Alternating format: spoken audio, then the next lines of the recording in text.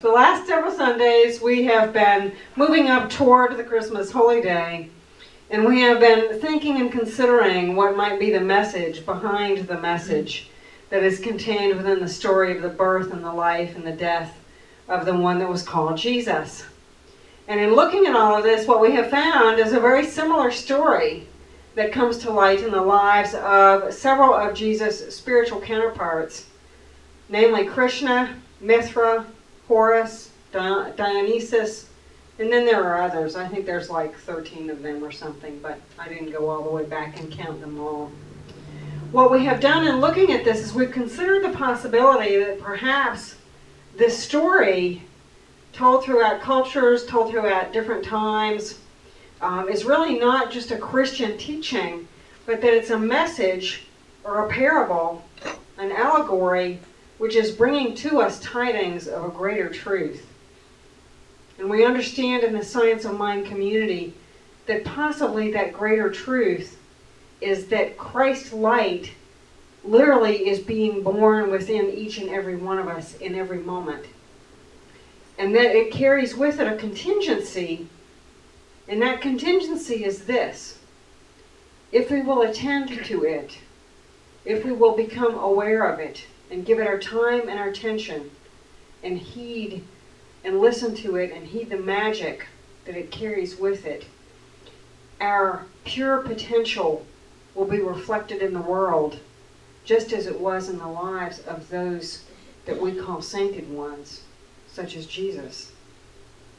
We understand from these teachings that if we heed that inner voice, we will perhaps more easily experience things like healings in our bodies, changes in our minds and hearts, those things we can't seem to recover from, those emotional injuries go away. Perhaps we see changes in the body of our affairs, where our lives simply begin to smooth out and get easier. And it doesn't just happen inside and in our lives. What goes on here is always going to be outpictured in the greater realm, in the greater world yet to be. So also we really understand that right now, this time right now in history is a time when the commodity of healing is very sorely needed. And we recognize that if we are hearing that and understanding that message through the displays of violence on TV and the heartbreak that literally keeps us awake at night worrying about the conditions of the world, then that means that we are being called to be somehow different, somehow more complete, more fully in our power as spiritual beings, so that what is frameworked out there does change and can heal and will be different for all of us. So today we're going to look at the concept that it is perhaps, at least in part, through the powers of our mental faculties, the powers of our mind, that we can embrace our capacity to be that Christ light. Maybe through our awareness, our attention, our perceptions, our receptivity, we have the capacity to augment the healing process on this globe. In his amazing and renowned book, I am forever indebted to Carrey for bringing into this community, Joseph Murray talks about, and the name of the book, by the way, is Power of Your Subconscious Mind. Get the revised edition. If you can find one, you probably can't, because I think I've bought them all. But it's only in available used now, and it's related in its revised edition. But Joseph Murphy, who is the author, relates that when we think, when we have a thought, it embosses our minds with impressions of things, and that this happens in much the same way that an architect might pick up a pencil and begin to sketch out the beginnings of a building that he or she is designing. That is what our thought does. Our mental images and our thought processes then become the mold from which tangible substance, that which is concrete supposedly in form, may take place, may come in and be created. Perhaps it's that ability to use those mental faculties that is truly, when used aright, the light that we each are bringing to the world. Perhaps that is the gift each and every one of us is meant to give, is simply, powerfully, clear thought. I believe that this is one of the most powerful mechanisms or tools that we have to use in being the light. One simple way we have been given, each and every one of us, to be the change that we keep saying we want to see in this world. Now, if we look at people across history, what we see is there's a lot of famous people who were really incredibly brilliant. Some of them are new. Uh-oh. Back up. Back up. Back up one more, the left arrow. There you go. We upgraded to Windows 10. This is part of my Christmas gift. And we also put a solid state hard drive in my computer, which makes it, damn near indestructible. Okay? Which is what it needs to be. It's only like 6 years old. Okay? But, there's a few things that we haven't quite figured out, and sometimes it just has issues of its own, issues of its mind. Okay? My mind isn't clear enough to override it or something. We'll get there, okay? But what we know about history is that there are people all back through history that were incredibly brilliant at using their minds. Not only were they gifted with great intellect, but they had deep intuition and incredible receptivity in what was trying to download, if you will, in this world, okay? Some of those people came through amazing challenges and horrible childhoods, okay? So we're going to look at a few of them and think about how they use their minds to make this world a better place. One of my sheroes in this world, and the history here is that my mom was 42 when I was born. You guys, I think she was over it, okay? Plus I was a really sick little kid, and for about 5 years, all I did was just be sick. And after a while, no matter how saintly you are, you're kind of like, oh God, give me some relief, please, okay? And so the TV was my best friend. I grew up with other mothers. Their names were Lucille Ball, Carol Burnett, women of that ilk, who even to this day, Sally Field as Gidget, oh my God, okay? I knew that I had to have a standing in front of a group of people when I saw her as Gidget, and she made all those crazy faces. What was that about? If you don't remember Sally Field and Gidget, you'll just have to go to the internet and look, okay? It just tells us your age, okay? But one of my favorite people was Carol Burnett. And I know most of us grew up watching her and Don Rickles and others on the Carol Burnett show. And, sometimes as a kid it was just way over my head, but the adults were rolling on the floor, so I figured it must be funny, right? Okay? Carol Burnett has a story that is just amazing. You would look at her acting out her incredible roles, and you would think this is a woman who grew up in a family where she was given many opportunities. Well, she was, but they weren't the kind we think about. Carol Burnett was born to two severely impoverished and deeply alcoholic parents in 1933.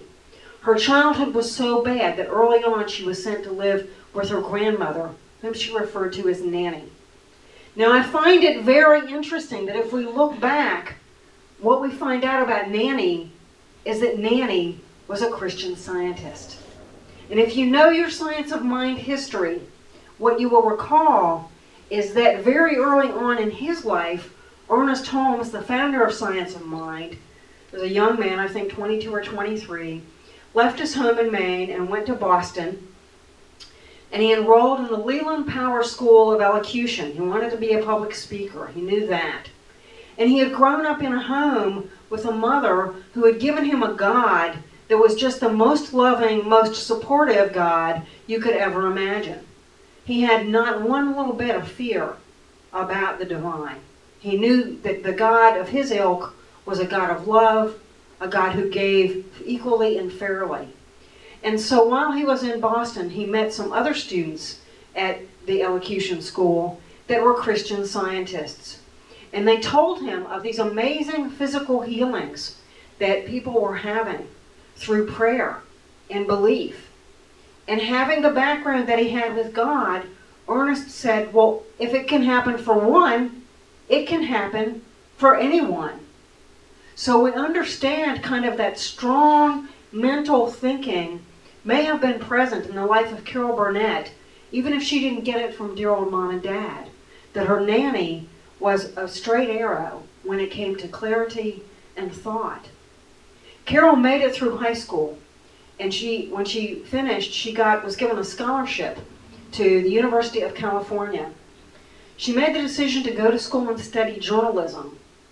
Now, she was good in journalism. She liked to write. She was good at what she was doing. She knew that she would do well with it and would be able to make a career out of it.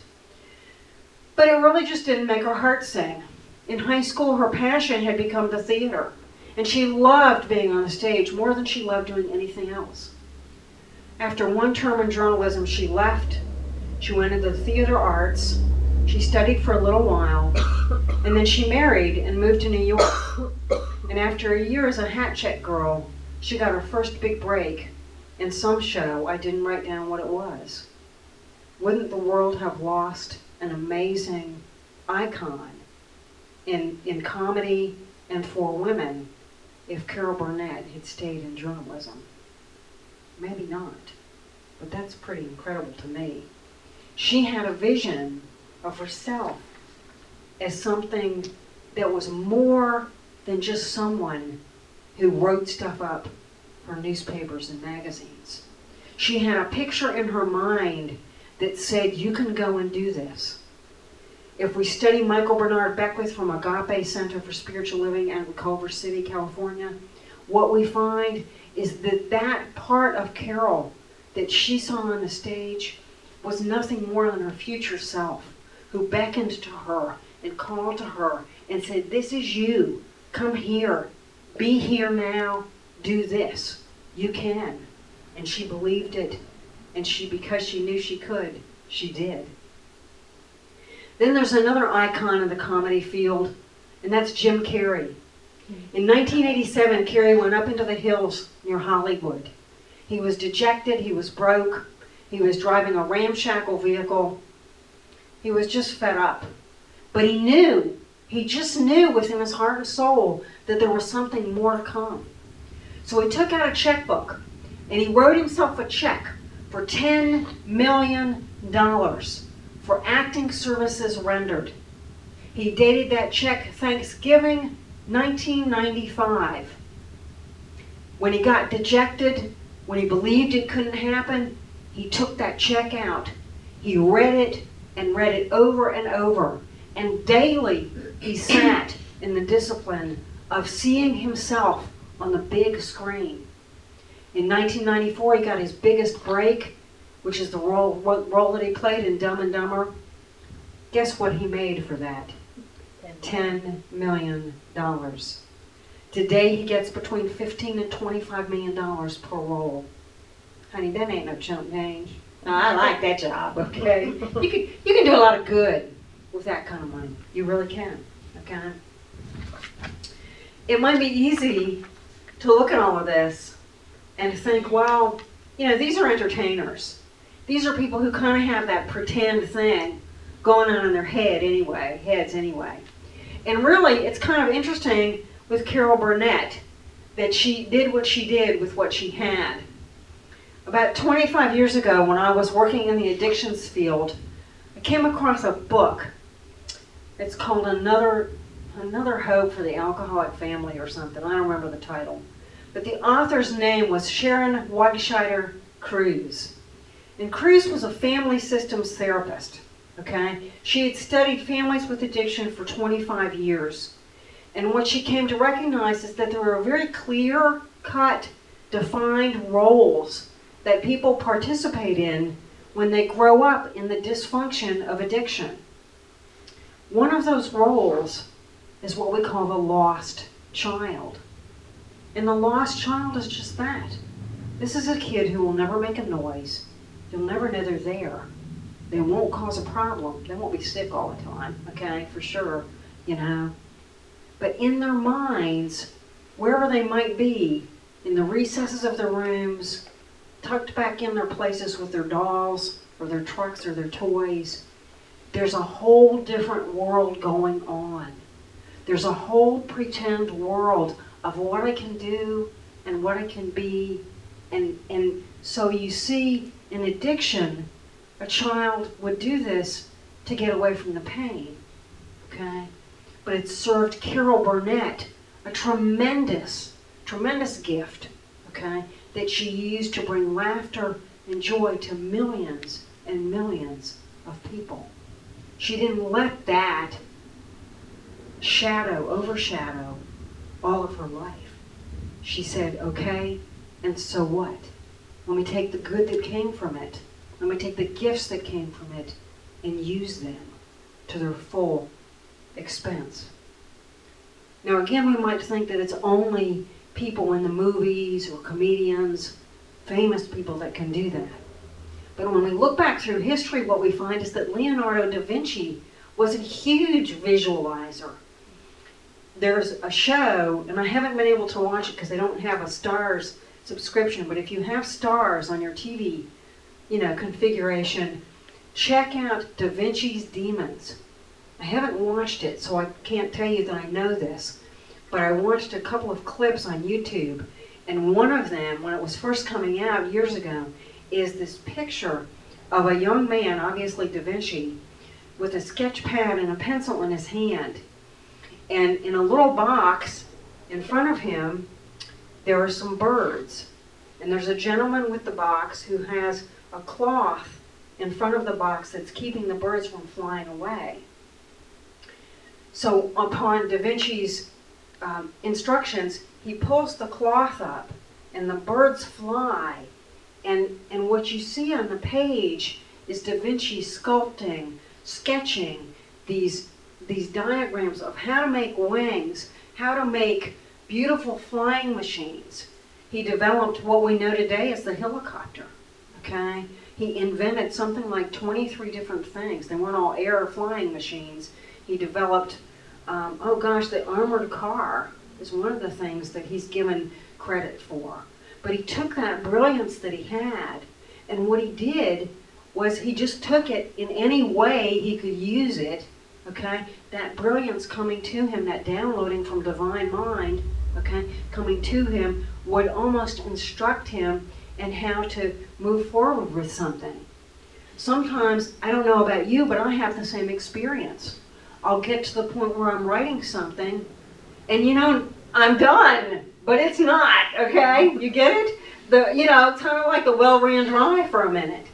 And I used to panic. I really used to flip out, and now I've realized, screw it ain't mine to do anyway, okay? This is just something working with me. So I'll walk away, I go do the dishes, I clean the kitty litter box, or perhaps feed them so I can clean the kitty litter box again, okay? Or sometimes I even go to bed, and I don't know what I'm doing. And in the middle of the night, my dreams will tell me. This is an interactive universe. If we will set out there with clarity what it is we want, the universe will come back and tell us exactly how to do it. It will. We have to listen. We have to heed and attend. Obviously, Da Vinci did that. I mean, think about it. Anything that's ever been invented, from the microphone to the projector to whatever part it was in Carol's car that ain't quite in touch with, universal design right now, okay? All of that stuff had to be brought in through some kind of mental download. A human being, just like every one of us, thought that thing up, okay? It might have been in pieces. It might have been a whole team of humans. I'm reading the novel right now. It's by Andy Weir, and it's based on the movie The Martian that's been out, okay? And I haven't seen the movie, so don't tell me. And I'm only about halfway through the book. But it's amazing how this dude, he just gets stuck on Mars, okay? And, you know, he doesn't know what he's going to do. And he figures it out. And he figures it out one little wrinkle at a time. Now, I don't know if he survives or not. I'm not there. You know, he's finally gotten in touch with NASA, and they have communication now. So now he has 150,000 people working for him, basically telling him, do this and you'll be able to extend your food life. Do this and you'll be able to keep your water, you know, supply up. Do this, do that, okay? So now he's got millions of places for things to download from. And we all have that. We'll have libraries. We'll have the internet. We'll have each other. Holy cow. Look at the brilliance in that. Look at the divinity in that. Everything that has ever been invented has been a visualization somehow, some way, in some form, in some mind. Uh-oh. Yeah, see what I mean? We're not there yet. Thank you for sharing. So, oops, here we go. Yeah, left arrow. That's cool. We are where we are. So, yeah, and it does that real often too. So, Ernest Holmes wrote an article that is really amazing, and you can actually find this. If you Google Science of Mind Archives, I believe that this will come up. You'll be able to tap into a bunch of writings from our Science of Mind and other metaphysicians, and they're really incredible. The one that I'm speaking from is by Ernest Holmes, and it's called See Yourself as You Want to Be. In this, Ernest tells us we are self-knowing centers in a law that has no volition other than to obey our impulses. It is our law. We are its instructors. If we are clear, what we put forth will come back to us. He goes on to tell us, visualization is to create a mental picture of how we desire things to be, and to hand that picture over to universal law, and to believe implicitly that it will act upon this gift, and it will.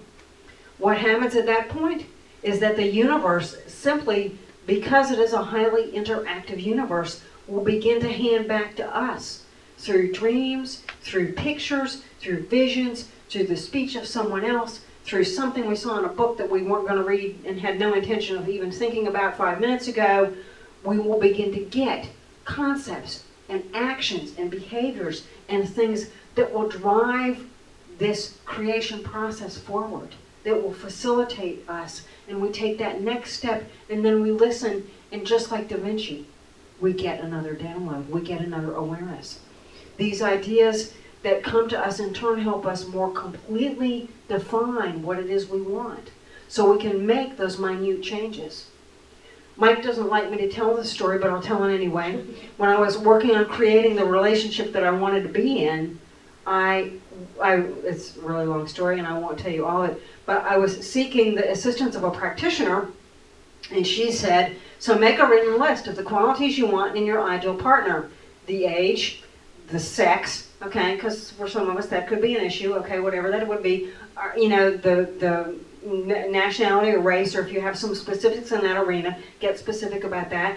You know, if you want them to behave in a certain way, or have a certain background, or have a certain training, or, you know, whatever it is you want, style them up the way you want them, honey. This is your paper doll, okay? You get to make that booger the way you want it, okay? You know? And so I would do that, and I would go out, and somebody would say something nice to me, and I would think, oh, that's really great. Hi, you're really cute. Let me go home and alter that thing, okay? And print it again on real pretty paper and hang it up in front of the bed, okay? Because I figured that it was their blessing me and filling that space when I was in whatever other place we go to when we're sleeping.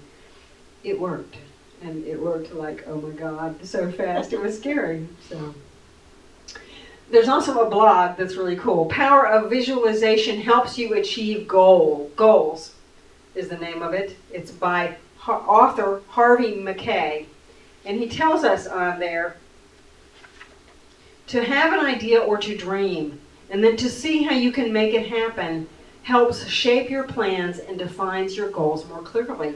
And again, that's all we're doing with that. We're taking the raw clay of our desire, if you will, and we're saying, I want it to look like this, okay?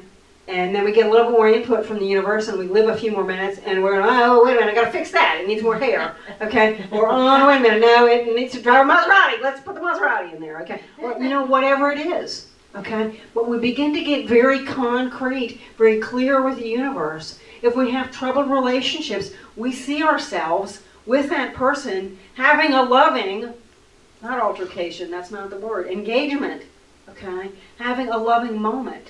Having a time of respect, mutual respect, okay? Mutual support and love, okay? If there's a troubled area in our lives, we see ourselves in that from the sense of all things have resolved, all is good, all is well in this situation. The mind is one of our most powerful tools in creating if we will just let it. The amazing Nobel laureate, Jonas Salk, who invented the polio vaccine, and you can say what you want about vaccines, guys. I'm probably alive because I got the polio vaccine today, because I was born in that period of time when it was extremely prevalent, and people were dying all over the globe from it, okay? And they didn't want to give me the vaccine because I was premature, so my mother lied and took me to another state. My mother lied and took me to another state and gave someone else's address and got me that vaccine, okay? Yeah, that was no small turn of events for that woman, let me tell you. She just would shut up before she would tell a lie. She just wouldn't like that, okay? But Jonas Salk, when he was thinking about how to develop that vaccine, someone said, what did you do? And he said, I imagined in my mind that I was a cell of a virus or a cancer. And I thought, how would I be? How would I behave? And where would my soft points, what would my Achilles heels be? Okay, saved half the planet. Dr. William Felser, who wrote a book called Creative Imagery, How to Visualize in All 5 Senses, says that when we are doing this work, it is important to fill each of the senses fully. So in the visualization, if I say I want to work at a different agency, okay, I might drive by that building and go, I work there. So I'm using my sense of sight, okay, to lock me into that, to align me with that, okay. I would imagine what it would be like to work inside that building, okay, at that desk, on that computer terminal, if that's the domain in which I'm working at, okay. If I'm a realtor, I might see myself signing contracts with people, closing deals left and right, okay? If I want to live in the sunny state of Florida, I might see myself on my patio, drinking my tea, okay, having the best of times in beautiful, sunny, gorgeous surroundings when the rest of us are up here getting rained on. It's a lanai, by the way. It's a lanai, thank you, I knew that. I haven't lived in Florida. Right. Yeah. It's got lizards in it. And it's the lizards? And mosquitoes. And Lizards and mosquitoes. No, don't have them there, okay? So there are also a couple of tools that we can use when we visualize that help us create the lives that we want to see. And it isn't just about us, guys. Again, this extends further. You want to see compassion on the planet? I got to tell you, I was looking at something political the other day, and the potential candidate for president was asked, what is the one quality you want to see embodied on the planet? Compassion. I was like, oh my God, we've got the Dalai Lama Jr., running in this campaign. It doesn't matter what who ends up. We just know all leaders are perfect and all leaders govern through their heart and soul, and, the divine light shines through them brilliantly, don't we? Yes. Okay? Yes, we do. We'll cut this piece out of the tape, too. Okay. But don't we want to see that compassion? Don't we want to see peace and freedom and safety and harmony be the architecture of this world? Of course we do. And so when we do this, we literally are outflowing that into the world. How do we do this? One of the first techniques is we imagine ourselves in the very final stages of it. Okay? We want to write a book. We see ourselves up on a stage with 1 million people in the room with the book in their hand. Hello, okay? We see ourselves living that life. We feel it, okay? What does it feel like to live the life of a gifted author? I'm going to find out, okay? I don't know, okay? I'll let you know. If we wish to create a business, we see ourselves in the closing, in the mannering, in the behaviors, working with people that where that business is our business, okay? And we do this on a daily basis. We get disciplined about it, okay? Let's see, where do we get to? Another thing that we can do is we can carry it all the way through. Perhaps in whatever we do, it is our intention to have more income, to have more financial gain come to us. Well, what are you going to do with that when you get it? Just hoard it? The universe ain't going to deal with a vacuum, guys. It'll take it right back from you. That's not what it's for. Our job here is to stand in the flow, okay?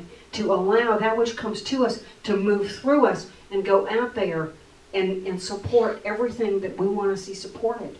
So when I am doing my dreaming, I am seeing money that comes through me going out into communities like this where people don't have to live under bridges anymore. Where people don't have to starve because they're hungry anymore. Okay? Where the foundations and the constructs are in place socially, where people who need help are not only given money, but they're given what they need, the skill set, the support in developing those skills, the education that they need, the loving that they need, and the sustenance in terms of their self-respect and worth that they need, so that they have the strength to do what is theirs to do. Every one of us, I believe, has a gift. We have blessings. We have reasons that we're on this planet. So let's find those in more and more of our brothers and sisters who aren't at this moment quite aware of them. Let's shine that mirror. That's what we may be here to do as we have the capacity to. So let's make that happen, okay? We have the ability to do that. A second thing to do in visualizing is to really take a good look at this. Am I embodying the actions and reactions? I don't like that word. I prefer responses. The actions and responses of one who wants to play at that bigger level. Am I living like I would anticipate someone of that ilk that I want to be of living? Okay? Let me embody that. So, if I want to be a runway model, what I'm going to do is learn what's the max best, off the charts dynamic things that a runway model could practice. And I'm going to practice them. I'm going to take them to heart. I'm going to learn how to utilize those skills. I'm going to take the innate abilities that I was given and the experiences I've had all the way back to childhood, similarly to the way Burnett did. Whoops! Here we go. Okay, I promise I'm going to get off my soapbox soon. Okay, the universe is speaking. I'm going to go all the way back and use those skills and allow them to flourish through me, okay, so that I'm playing at that level. But I'm really going to look at me. Wallace Wattles, in his book, Science of Getting Rich, which we have in the bookstore, by the way, talks about that it is necessary for us to overfill our plates. We have to overfill our plates. That doesn't mean we have to take on more work. It means we have to be in the world more, not just of it. We need to be engaged with it. We need to be contributing in the ways that bespeak Charles Fillmore when he made the quote, "I fairly sizzle with zeal." I don't know the rest of it, but basically that you get out of bed in the morning and go do what is mine to do. Okay? I'm just a fire to be that human I came to be. And then there's a third and final technique that we can think about And this is important. This is practicing rituals. So what are the rituals we practice? Well, we practice that visualization every day. In his book, Joseph Murphy talks about doing this every single night for 10 minutes. He was a world-renowned speaker, okay, and teacher and author. And he had a little set, it's on page 74, before he spoke to a group, he imagined the assembly hall filled. He imagined every single person there lit up and on fire with the awareness that they were infinite stuff. That anything and everything they ever needed came through them. Okay? And then he just went out there and he did it. And he changed lives. He continues to this day, because he sure changes mine. But we practice those rituals. We do not allow, but I'm late. My clock went off 2 hours late this morning. So what? I collapse time. If I can, you can too. Okay? I just said, we are not having a tizzy over this. Get out of the way, Kat. So, you got the food, now get away, okay? So, mentally and behaviorally, we teach ourselves to become invincible in our abilities to see ourselves and the lives we desire and to see the world responding positively to this creation. We simply refuse to take no for an answer. So there's ideas and thoughts on visualizing and what we can do. There's a lot of cool stuff out there. Ernest's article, I'm sure, is available. We're going to be doing more stuff along this line at the January 8th workshop, Light Your World on Fire, starting at 5:30. Please do come. It's going to be a blast. You do need to sign up wherever that clipboard went. As we close today, I want to share with you something that is really amazing. Now, for those of you who have been around for a while, you know that just as recently as a couple of years ago, there were two entities that taught the works and the teachings of Science of Mind, the life of Ernest Holmes.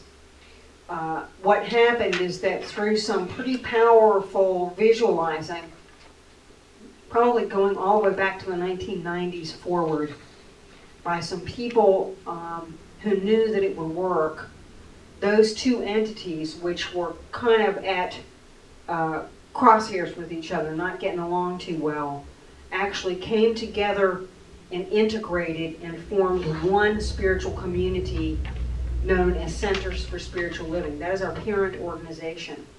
Okay? As they had had before, singly, we now have a newly written global vision for Centers for Spiritual Living. And this is an amazing piece. We're not going to read it, but you can take copies of the handouts home. It's an excellent way if there's someone that you are thinking, gosh, I would like to share what I get at Open Door Center with this person, but I don't really know how to explain it to them. This is a great tool, okay? Because I can't think that there's a human being alive that would be against any of this. It is simply about knowing the greatest good for everyone that is on the planet. It's just a beautiful piece of work. And the other thing that some of our leaders in this movement have done is they have come out with 52 messages, one for every Sunday, which I will be pulling from as we move into 2016. They're really amazing. They've also come out with book lists so that each month there's like a recommended book. And what we will probably do through the course of the year is select several of those for book studies here, because I think they will be meaningful. I don't think we'll do one a month. That's a little bit of pushing, you know. I think that's probably more than we're really ready for. But it's some amazing stuff. And it is about literally allowing the rubber to meet the road, okay?